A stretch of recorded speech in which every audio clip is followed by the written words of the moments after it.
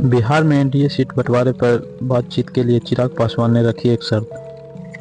केंद्रीय मंत्री चिराग पासवान होने वाले बिहार विधानसभा 2025 से पहले राजनीतिक गठबंधन के भीतर सीट बंटवारे के लिए एक शर्त रखी है।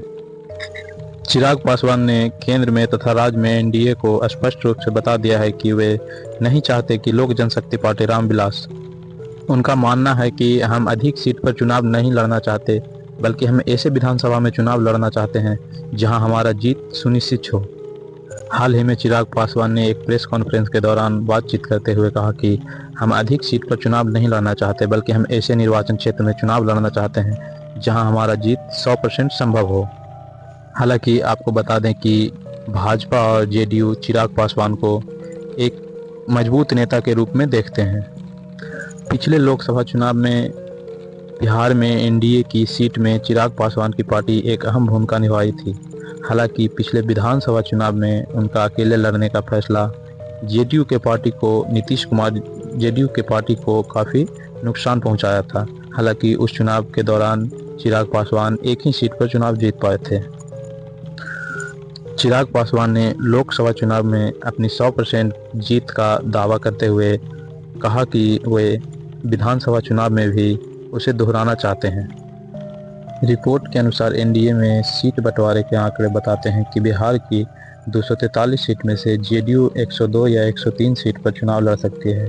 साथ में ही भाजपा 101 या 102 सीट पर चुनाव लड़ेगी। वहीं चिराग पासवान की पार्टी लोजपा 25 से 28 सीट पर चुनाव लड़ सकती है।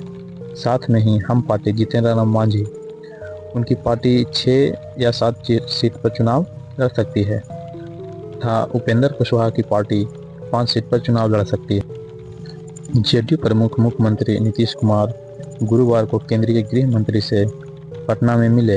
हालांकि उन्होंने 20 मिनट तक बातचीत भी की, लेकिन इसके बारे में कुछ नहीं बताया कि बैठक में क्या हुआ था। हालांकि सूत्रों के अनुसार यह बताया जा रहा है कि 20 मिनट तक वह दोनों ने सीट बंटवारे पर चर्चा की, लेकिन एनडीए के बाकी जो गठबंधन हैं वो इस सीट बंटवारे को लेकर खुश नहीं हैं। जबकि नीतीश कुमार को सीट बंटवारे के ऊपर कुछ भी नहीं कहना है, वे खुश नज़र आ रहे हैं।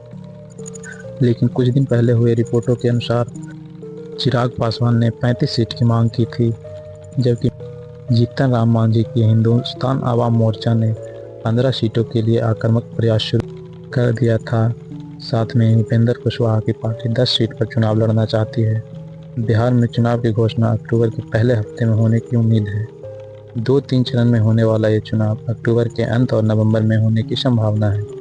वर्तमान विधानसभा का कार्यकाल इस वर्ष 22 नवंबर को समाप्त हो जाएगा।